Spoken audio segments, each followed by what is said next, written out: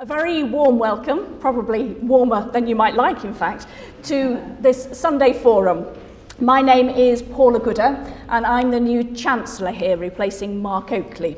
So if you are a regular at Sunday Forums, you'll be seeing me regularly in the future. Just to explain a little bit about how this, after this event will unfold, Joan in a moment will speak for around 40 minutes, which will then leave us around 20 minutes for questions and reflections together. So allow me to introduce to you Professor Joan Taylor. Joan is Professor of Christian Origins at King's College London and has edited The Body in Biblical, Christian and Jewish Texts, and also an excellent book which I enjoyed enormously, Jesus and Brian, exploring the historical Jesus and his times with Monty Python's Life of Brian. She's today come to talk to us about her most recent book, What Did Jesus Look Like? I think it won't come as a great surprise to you to know that it is unlikely she's going to tell us he looks like most stained glass windows depict him. So what did he look like? We are enormously delighted to have Joan with us for this Sunday Forum, and we look forward very much to hearing what she has to say to us. Joan, thank you.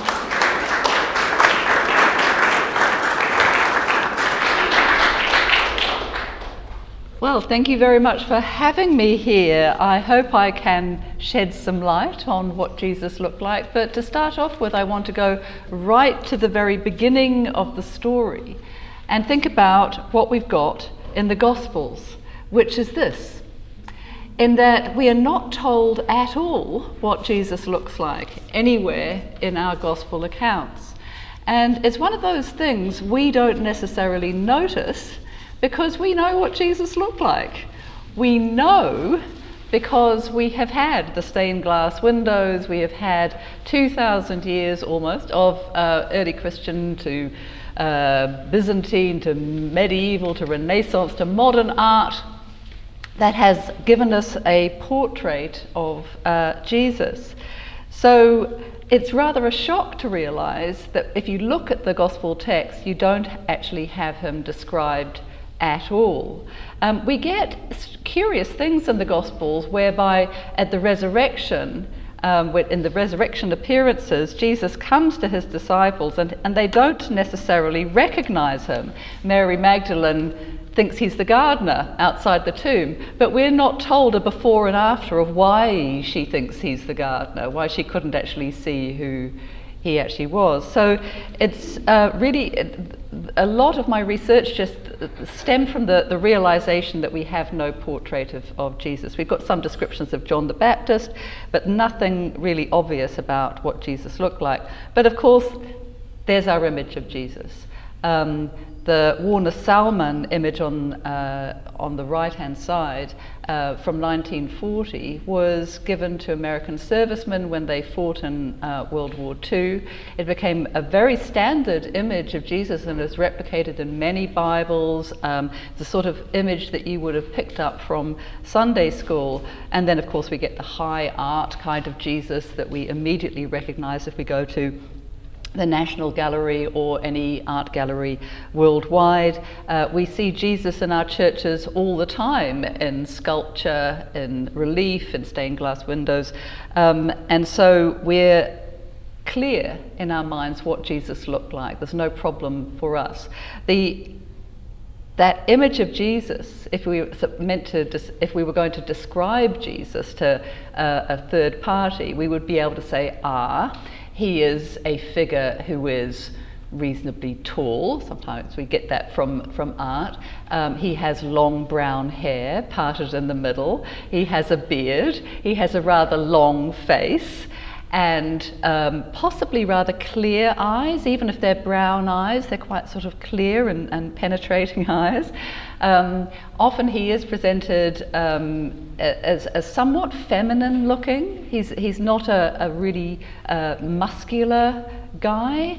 And he usually wears these long robes with baggy sleeves. Often they're rather beautiful looking in the high art, or they can be simple white garments. And so important is this image, so standard is this image, that even when we translate that image to a different ethnicity of Jesus, we still get this motif, this constellation of motifs repeated. So the African Jesus still has this long hair, sort of neat dreadlocks in this portrayal. He's in a classic Jesus position, blessing. He's got the crown of thorns here, of course, and we associate that with the passion and the halo, these accoutrements that really indicated this Jesus. But still the long face. We have an African Jesus who fits into the model that was already established in Europe. Likewise, with these other colonial Jesuses in Asia, he has Asian features, but he's got the long hair, he's got the long baggy robes, so that we immediately, or anyone else, will recognize him as the Jesus figure. And then, of course, you have the classic white Jesus over on the right-hand side, the blonde-haired, blue-eyed Jesus with pale skin, the white robes, baggy garments. So the trouble is with this image, even though it's stamped upon our unconscious at a very early age, and you don't have to grow up in the church to have it stamped on your unconscious in this way. So that if you have a spiritual life imagining Jesus, you're going to imagine an image like that because it's everywhere. It's so universal in our society. We get it endorsed by films. It's very rare that you will go to a film and see a different kind of Jesus. So the Jesuses that we recognize here from contemporary motion pictures are something that everybody will say, this is Jesus. And we can even talk about someone looking like Jesus. I can look around a room and go, there's someone who looks like Jesus with long hair and a beard. That has become standard. We can recognize Jesus on clouds, pieces of toast. People have these extraordinary miracles that happen of the image of Jesus appearing, and they can recognize that is Jesus. But so if we're thinking about where this image comes from, just in terms of the iconography of Christian art, it's quite clear. It is something that is invented at the end of the 4th century, beginning of the 5th century, in the art of Imperial Rome. When the Emperor Constantine, at the beginning of the 4th century, made Christianity the licensed religion, his religion, the religion in favor with the Roman emperors, he sought to build architecture all over the empire to give glory to God, and he pulled in all sorts of artists to create a new Christian iconography that would be appropriate for that architecture. So we get grand mosaics, we get grand art representing Jesus. Well, how did you do that if you didn't actually have a description of Jesus in the Gospels? And in fact, not just in the Gospels, but really in no early Christian literature is there a very, very clear depiction of Jesus. So we can see this image in Santa Pudenziana in Rome, probably from around the year 415, a beautiful altar mosaic there in the lovely little church of Santa Pudenziana. And you can see there, Jesus is on a throne, so a very beautiful, bejeweled throne. He's dressed in a gold toga, very glamorous looking Jesus, and you can tell it's Jesus because he's got the halo and he's giving a kind of blessing.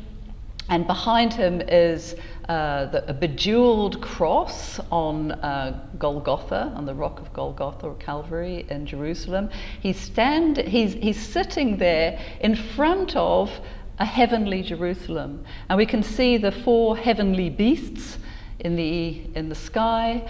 And what we're presented here with is an image of Jesus as victorious, this end of the world glorified Jesus as truly divine, truly coming into all of his power. and authority. So if you read the end of the book of Revelation, this is Jesus in glory at the end of time. So what did artists resource for this kind of image of Jesus? Well, they resourced the standard imagery of Zeus and other gods sitting on their glorious thrones, being masters and lords of the world. So we have this massively influential image of Zeus Olympus, and this was a statue that was replicated all around the Roman Empire. We have Zeus sitting on his throne with various accessories, dressed in a gold himation or mantle. But here Zeus is showing the divine nakedness, which was common in statuary of gods in the Greco-Roman world. But you can see here he's got long hair and a beard. Now, I'll show you later on that men themselves in the Roman Empire tended not to have long hair and beards. It was very much reserved for either the gods or perhaps a man who'd really let himself go if he was a philosopher, and we'll return to that. Now, this statue, you can see over on the right-hand side an artist's visualization of the statue in the temple of Olympus in Greece. So really it indicated to everyone incredible divine authority, incredible power. So if you go back to the image of Jesus, maybe I'll go back using this, in Santa Pudenziana, the artist has brought together this image of glory, this image of the divine who is ruler of the universe, in presenting Jesus in this way. So this image of Jesus, remember, it's not the historical Jesus. It is this image of that is trying to present us with meaning about Jesus being victorious and incredibly powerful and successful at the end of time. And we can see it then replicated in some of the catacomb art that comes from the middle of the 4th century.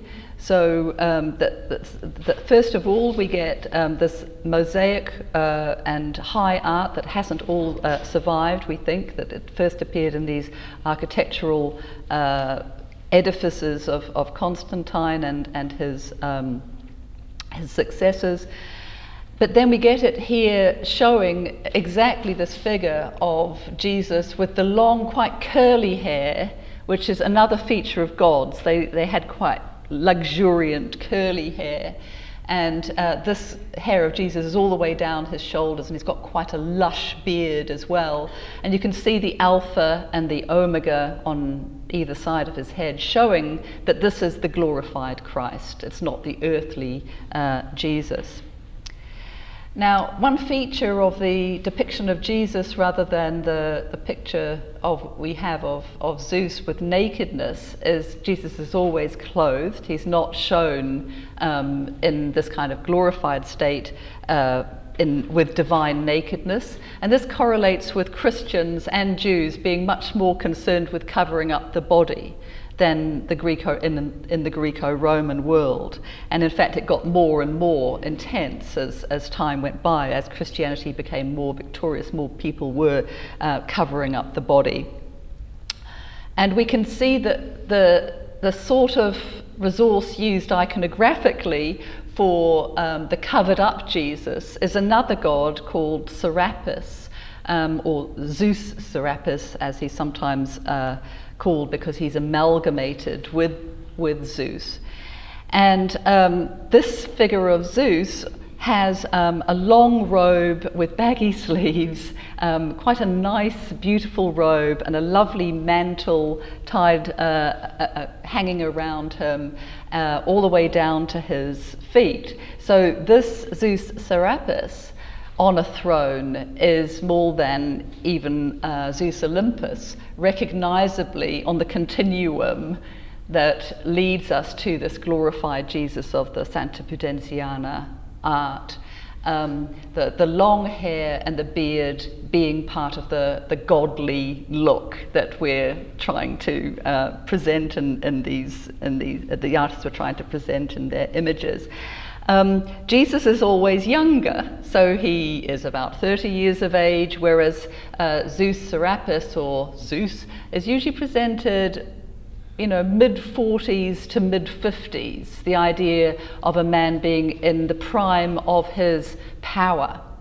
So Jesus is a young Zeus. He's a son of Zeus.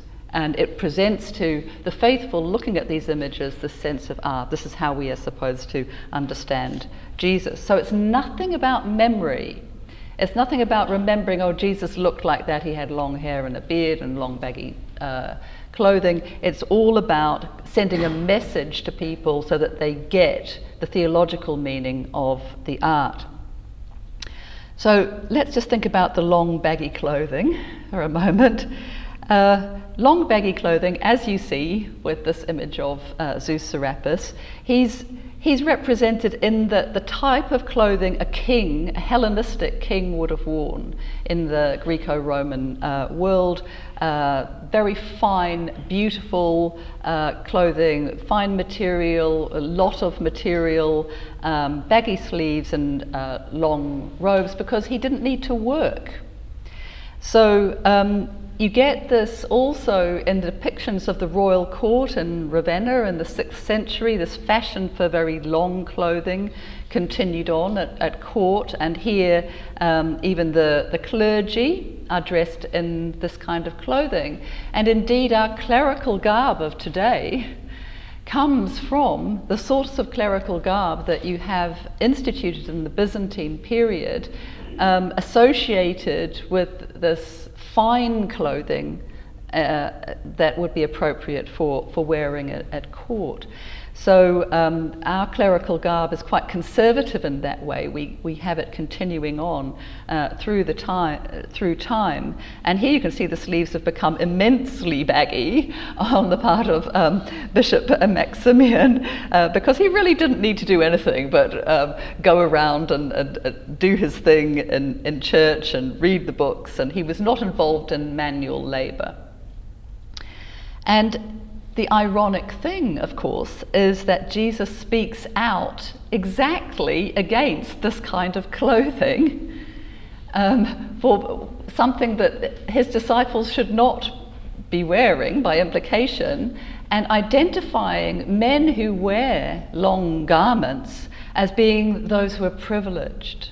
So he says, in his teaching, he said, "Beware of the scribes who desire to walk in long robes." They desire to walk in long robes. It's something that you aim to do because that shows your prestige in the community. The Greek word is stolai. It goes with having salutations in the marketplaces and the most important seats in the synagogues and the places of honor and banquets. So the moment you have a man dressed in a long robe with baggy sleeves, in the time of Jesus, it indicated enormous social privilege. This man was one of the socially elite.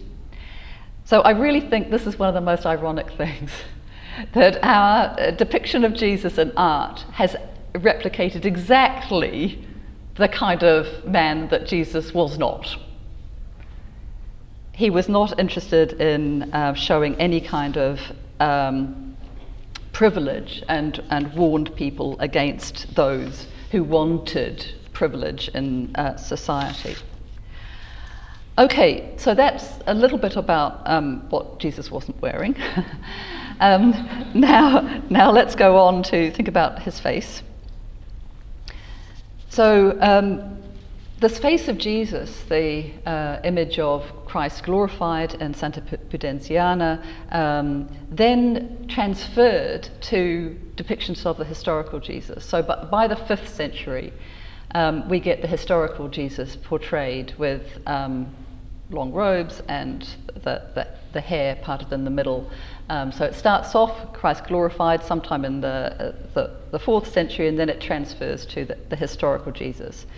And it was underscored by claims made about certain holy artifacts And these artifacts were considered not made with human hands. They were somehow miraculously produced. And one of the most famous in the ancient world was the Mandelion, which was shown in Edessa and was a kind of palladium. It kept the city of Edessa safe. So this Mandelion shows Jesus in quite a Zen-like way, a very impassive expression on his face. Of course, showing him as a man of Syrian descent, Palestinian, Syrian, Jewish descent, dark skin, dark hair, so at least they've got that right. But the long hair and the beard has actually now been adopted from the image of Zeus for the historical Jesus. And we see that image then going through with other holy artifacts all the way through to the Turin shroud, which I'm sure many of you are familiar with. It becomes so stamped on people's consciousness that is the image of Jesus. So miraculous images were thought to correlate with this image of Jesus with the long hair and the beard. It is a fixed idea, as I said before, in Western art. But if we go back before we get the young Zeus kind of image, the glorified throne-sitting Jesus of Santa Pudenziana, what we have in early Christian art is a different kind of Jesus. And this was very, very much the main way of showing the historical Jesus in the 4th century and in the 3rd century, in the later 3rd century. He's beardless, he's youthful looking, he tends to be very beautiful looking, and we might think at that point, maybe this is the more authentic Jesus we've got now. But no, in fact, what is happening here is just a simple transfer of another kind of early artistic tradition, and this is the tradition of Dionysus. Dionysus tended to be presented with great curls, and in this image you can see Jesus is still sitting on a throne. He's got a rather fancy chair, if it's not a throne, not a phone, and he's got much bigger hair than any of his disciples. He's got big curly hair, and when you see big curly hair in iconography, think Dionysus, who is also a god of inspiration, a god that brings wine to his followers. There are all sorts of things that could be associated with Dionysus to early Christians. So it made sense for them to depict the earthly Jesus in the guise of Dionysus. So you see Jesus as Dionysus, rather beautiful hair, when his disciples may be bearded, Jesus is not. He's this beautiful boy. So this beautiful boy you see with also Hermes, another figure, another god with curly hair, but Dionysus was the curly-haired god supreme, and sometimes his grapevines were blended with his curly locks, so you couldn't tell one from the other. Often he's presented with golden hair, which feeds into this idea of Jesus himself being quite fair in European art. There's an image of Jesus, Christus, but actually presented incredibly like Dionysus, in that he's got bunches of curls just sitting around his shoulder, neck, which look like bunches of grapes. So we're getting this synthesis of Dionysus and Jesus in this imagery. Even when we have something like this, where you think, oh, well, he doesn't have super curly locks here. Maybe this is a more authentic picture of Jesus. Actually, if you look at the images of Dionysus, the youthful Dionysus, he's often portrayed in this way, even in the same pose as we have in this Jesus being baptized here. You can see it better perhaps in other images, but the replication of the pose is something that is standard. So Dionysus, Jesus, Zeus, Jesus. Have we got ever a depiction of a real, authentic Jesus in early Christian art? Even if we look at the earliest Christian art, with the Dura Europos house church images, you can see Jesus standing in the top there at the back, healing the paralytic. But if you look really closely, and I should have got a good close-up image, he does still have curly hair, quite big curly hair. And on the right-hand side, he's rescuing Peter from the sea, walking on the water, and again, he's got the curly locks. But in this image, interestingly, what he doesn't have is the long, baggy clothing. He's got a shorter tunic. And that is definitely true of the earliest Christian art before the Christ glorified became really, really important. We get Jesus dressed as a man, recognizably as a man would dress. An ordinary man would dress in a mantle around the outside of your body and a tunic underneath, which would only stop at the knees. So this is the image of Jesus we get before he becomes Dionysus. He's got shorter hair, he's just a regular guy, he's got a short tunic, and over the top of his tunic you can see this mantle wrapped around and tucked into his belt. You can tell it's Jesus not because of what he looks like, but because of what he's doing. And in this case, he's healing. He's taking Lazarus out of the grave. He's resurrecting Lazarus, who's all bound up like a mummy in this tomb. But one feature of this type of miraculous Jesus, if you like, is that he's got a rod. He's wielding this rod. It's not a magic wand, because we don't have magic wands before really the Middle Ages. It's a later invention of European magic. In the Greco-Roman world, there's no wands. But what there is the rod of Moses. So this is an image of Moses striking the rock to get water out of the rock and the wilderness. And we can see the figure of Moses actually is identical to the figure of Jesus. So then that raises the question, what is going on here? It seems to be that the artists of this type of depiction were still trying to tell us something by their art. And what they're trying to tell us is that Jesus is like Moses. Jesus has a power like Moses. He's a figure greater than Moses, but he's on the same trajectory of Moses. So people viewing this kind of art would go, aha, not Zeus, not Dionysus, but Moses. He is a Moses-like figure with his rod. If we look at parallel images of Moses from synagogue art, and Dura Europos is this beautiful synagogue from the same time as the house church. You can see the picture of Moses with his rod here parting the Red Sea, and Aaron actually also with him has this rod, and he can also stand alone as a figure. But what is fascinating to me with this image of Moses is the artists who were depicting Moses were resourcing what they knew philosophers to look like.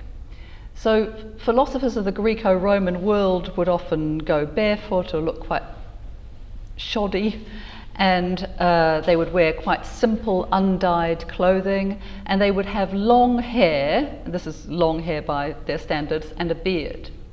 So Moses is himself being depicted as a kind of philosopher, a wandering sage. And that, to me, is the most suggestive in terms of an image of Jesus that we can consider possibly authentic, that Jesus would have looked like a wandering sage. He was recognized as someone who would come to town and be a sage and a healer who could do miraculous exorcisms. So seeing this figure of Moses, I think, okay, it's supposed to depict Moses, but we're getting more to an authentic image of Jesus when we look at this picture. Now, just to get hair, get the idea of hair in the Greco-Roman world, On the left-hand side, you see a mummy portrait from the 2nd century of a man who's actually a soldier, but he's got his hair and his beard like the Emperor Marcus Aurelius, and Marcus Aurelius wore his hair and beard like a philosopher. So long hair and beard in the 2nd century became very much a standard for men in the Roman Empire. Before that, in the 1st century, in the beginning of the 2nd century, in fact, it was very much short back and sides and no beard for if you were a man in the wider Roman Empire. And we can see the Roman emperors of the 1st century, Tiberius, the Nero, others, they have largely the short hair. And while Nero has sideburns, they thought he had long sideburns and long hair. He only has a tiny little bit curling around his neck. So really the standard model is, if you think, 1940s, 1950s, short back and sides, not really having beards. A beard is unusual. And as time goes on, you get this more hairy look for men in the Roman Empire. But this hairy look is probably best in terms of our image of Jesus. Someone who didn't care too much about his hair and beard, didn't go to a barber, and it correlates with the image of the philosopher. It so happens that there are images of Jews from the 1st century depicted on coins of the Roman Empire. After the Jewish revolt was put down in 70, the Romans issued coins, and you can see in the top one a Jewish fighter. He has a beard, he has this kind of philosopher-like beard. And likewise, in the bottom image, you have an image of a Jewish priest who's having to bend the knee to the Roman army insignia, and he's also wearing a beard. So not super long hair, a bit curly around the edges, but bearded philosopher types. And in fact, Jews were even called a nation of philosophers by some Romans. So that image of the philosopher, you can see many philosophers and portrait busts in the British Museum and elsewhere, would correlate with Jesus. But we can get a little bit even more specific if we start looking at literature and clothing from the 1st century, literature from the 2nd century and clothing from the 1st century. To start off with, I want to just look at something that is said about Jesus by the philosopher Celsus, who was writing against the church and Christianity. And I want you to remember that the image of Socrates was an image that didn't show a very good-looking guy. They tended to present him as not good-looking. So Celsus writes against the Christians, "If a divine spirit was in a body, it must certainly have differed from other bodies in size or beauty or strength or voice or striking appearance or powers of persuasion, for it is impossible that a body which had something more divine than the rest should be no different from any other. Yet Jesus' body was no different from any other, but, as they say, was little and ugly and undistinguished." So sometime in the middle of the 2nd century, people were trying to think about what Jesus looked like, and they seemed to be imagining him like Socrates, as someone of no importance in terms of appearance and possibly even ugly. But then we've got the all-important text that has been brought from the Old Testament into Christian theology, into Christian thinking, from Isaiah 53, where it says, in terms of the suffering servant, "We give him a message as a child before him, as a root in a thirsty land. He has no nice form, eidos, nor glory, doxa. And we saw him, and he had no nice form or beauty, kalos, but his form was unhonoured and failing," can mean short, "besides the sons of human beings." So what I think is happening here is Jesus was being imagined by some groups of Christians in line with the image of the suffering servant. And in fact, we can trace that trajectory all the way through Netherlandish art and onwards, where Jesus is not this beautiful, divine-looking Dionysus, young Zeus, but actually someone who doesn't look great. But whether or not it has anything to do with the earthly, real Jesus, I'm not sure. Because we can still say, oh, that this is coming from theological thinking about Isaiah 53. Have we got anything? Have we got anything? This is I was starting to get worried at this point in my research. I'm thinking everything that I try and uncover about what Jesus authentically looked like tends to go away. Maybe I've got a philosopher image. I've got a philosopher image that's sound, but what else?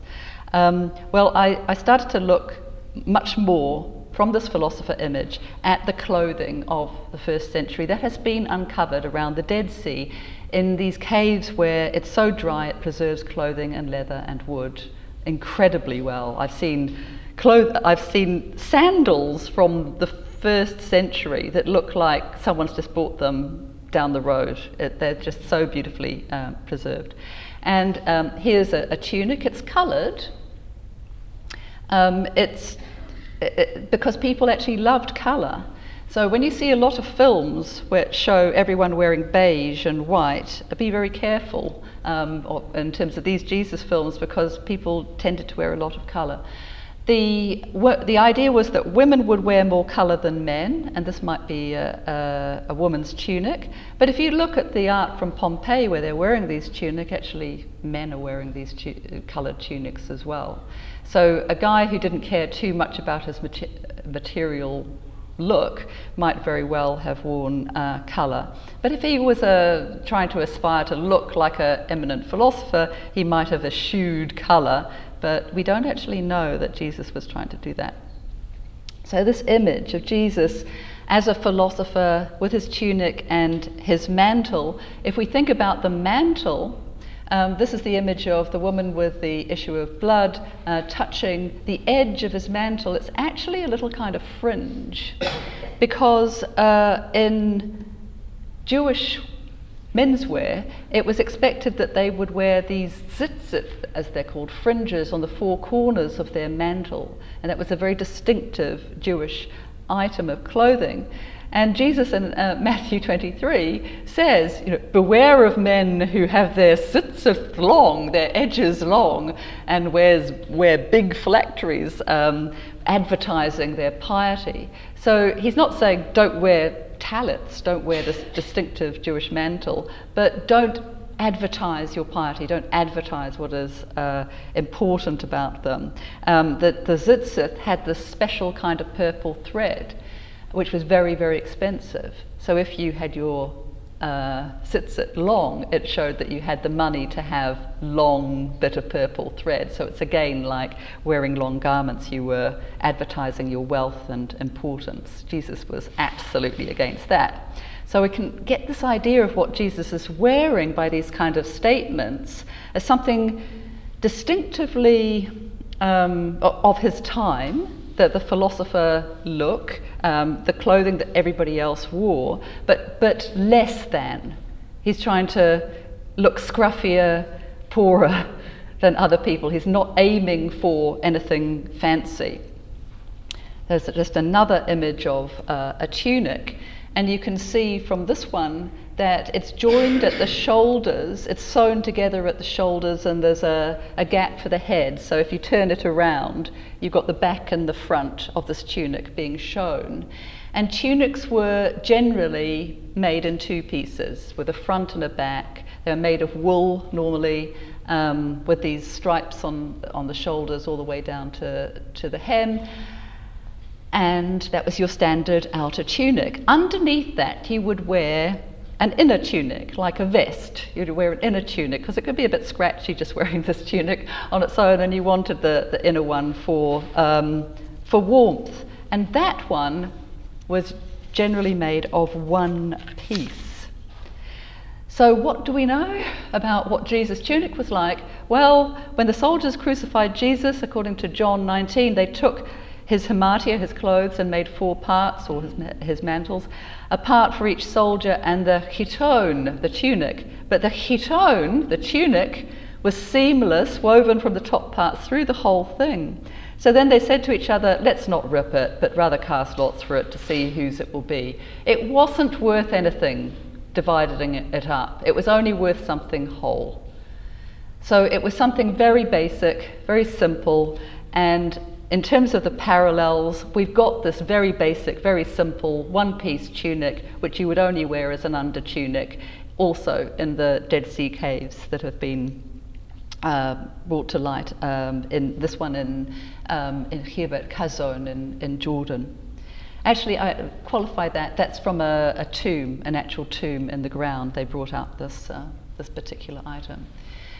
So, just drawing to a close, some of the things that we can think of as possibly important in regard to what Celsus says in the 2nd century, as I trawled through against Celsus to try and find any clues.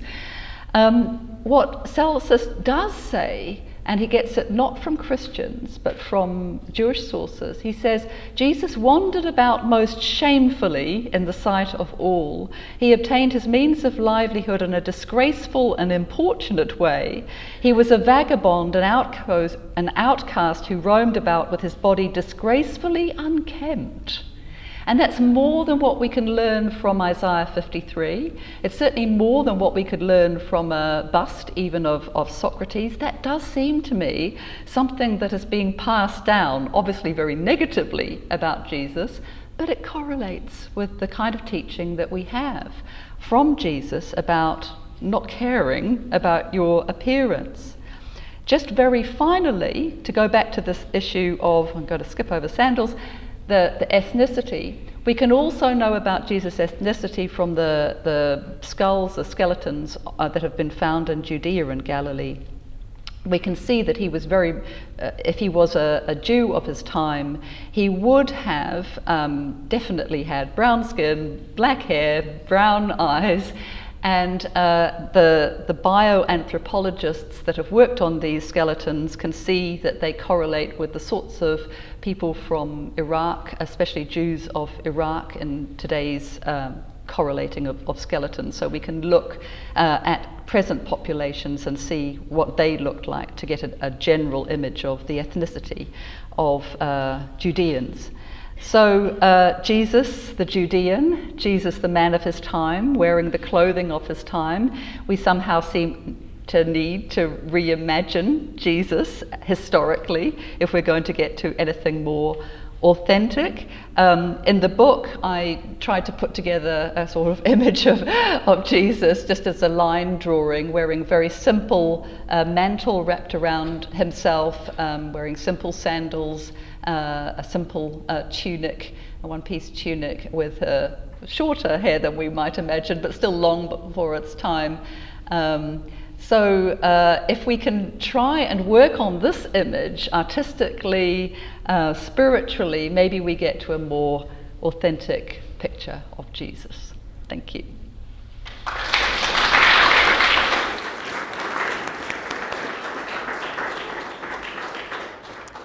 Joan, thank you so much. I don't know about everyone else, but I thought that was absolutely fascinating. Got me really, really interesting. I'm sure there'll be lots of questions for Joan, but I'd like to steal the opportunity of asking the first one, if that's all right.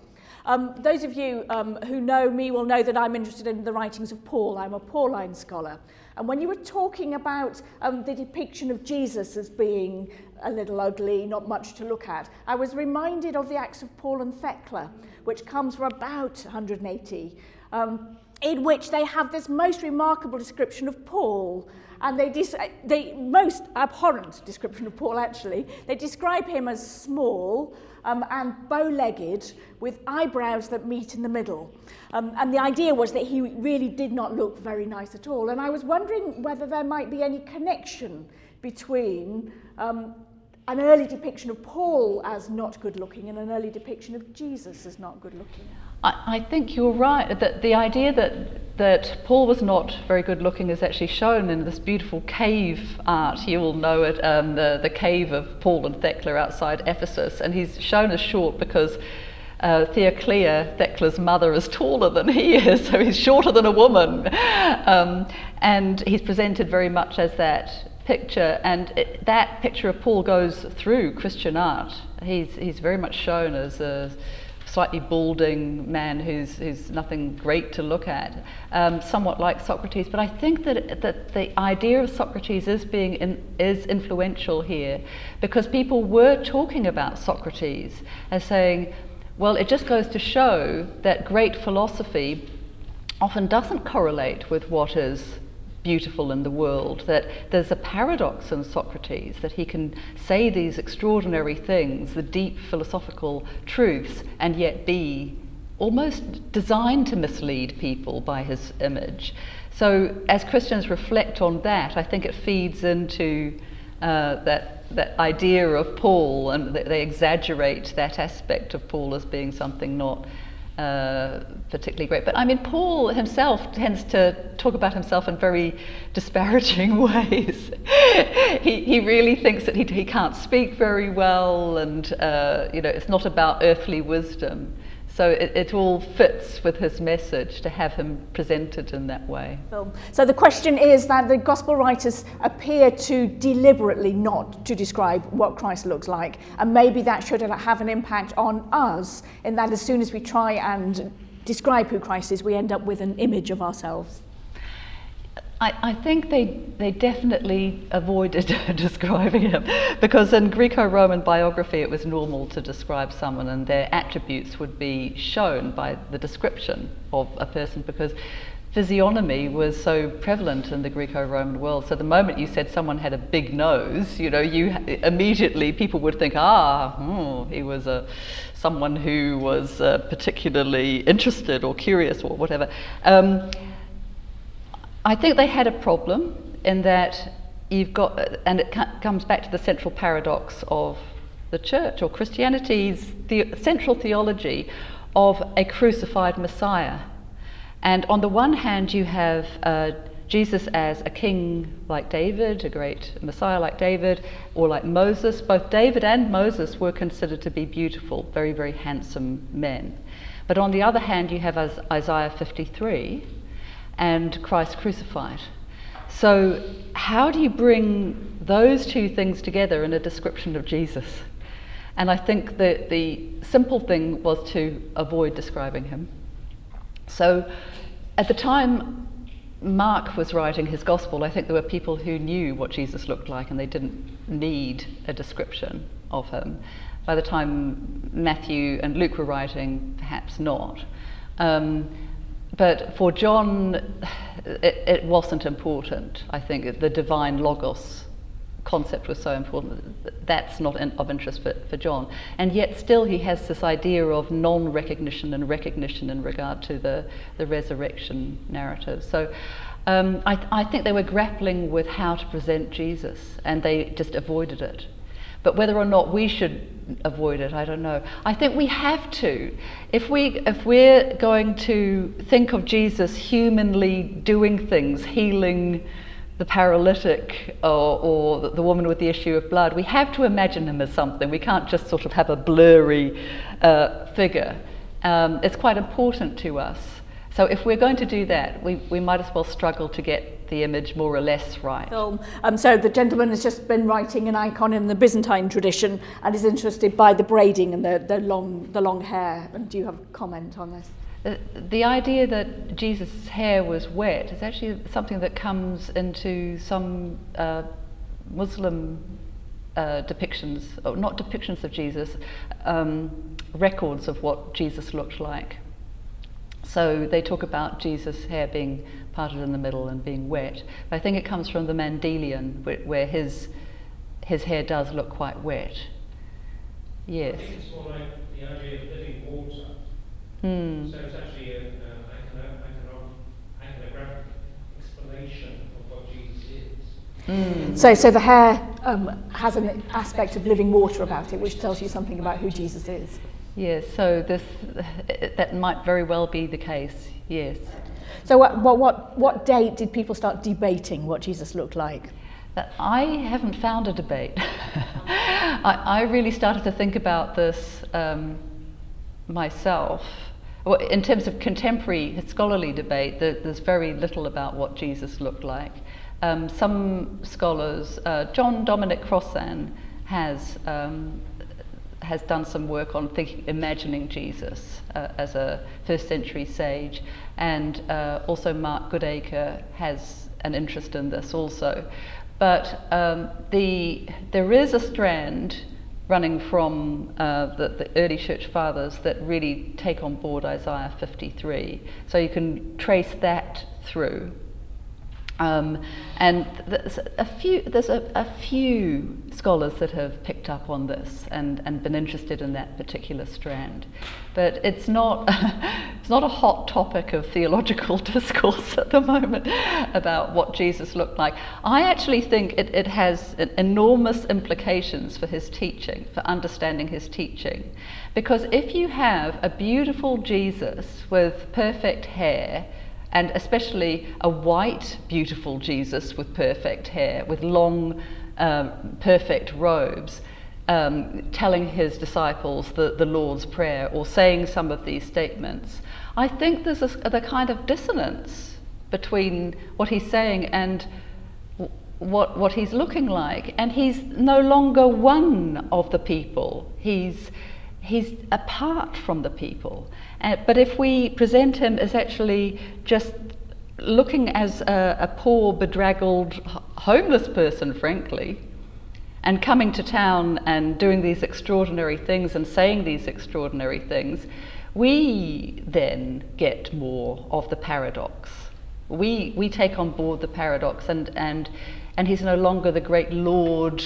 He's sort of one of us as well as Lord. You know, it's that dissonance that is so extraordinary about Jesus. And excuse me for chipping in, but one of the things I think for me is very interesting is that what that does then is you end up with the resurrected, ascended Jesus being backfilled into the life of Jesus in the way in which he's depicted, which is interesting, isn't it? Yes. So that backfilling, I like that term. And the Johannine Jesus, we do get that. But I think even with the Johannine Jesus, that's the gospel that talks about the one-piece tunic.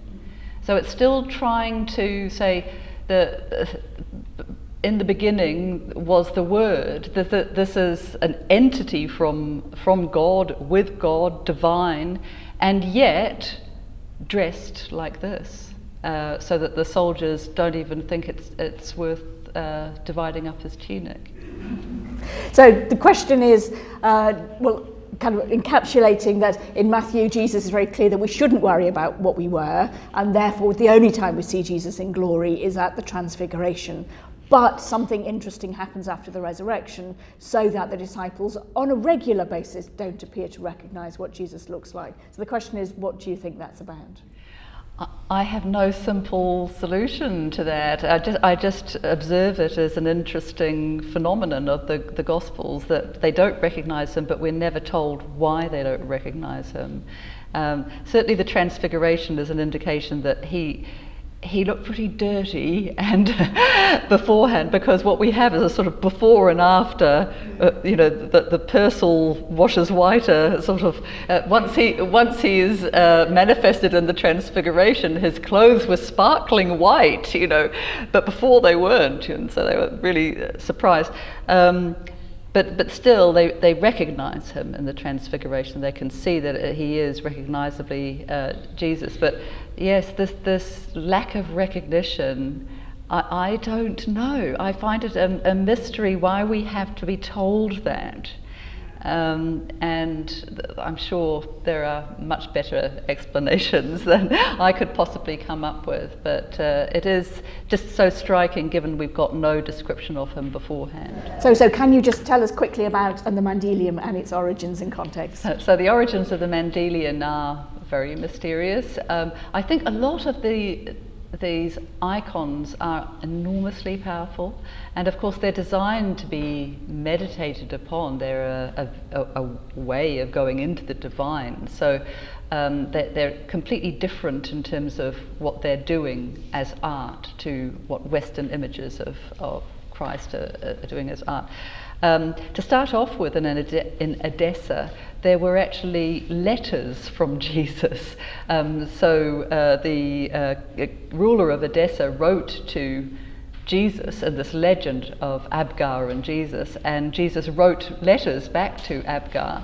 And this was something that was known in the 4th century. The church historian Eusebius talks about it. The pilgrim Imagery visits Edessa and hears all about these letters. And at some point between the end of the 4th century and the end of the 5th century, these letters get changed into this extraordinary icon. That everyone kind of puts the letter tradition on one side, and what Edessa has is this icon. And it's likely that actually an artist painted this icon. And it was just simply considered such a brilliant image that then it accrues the legend that had formerly attached to the letters, and it becomes this image that has been miraculously created. Very sadly, we need now to draw to a close. I've been absolutely fascinated. Thank you so much, Joan, for everything that you've shown and shared with us. And next time I see a picture of Jesus, I will be looking at it very carefully to see where I think it came from according to the traditions. So please thank Joan on my behalf, all our behalf.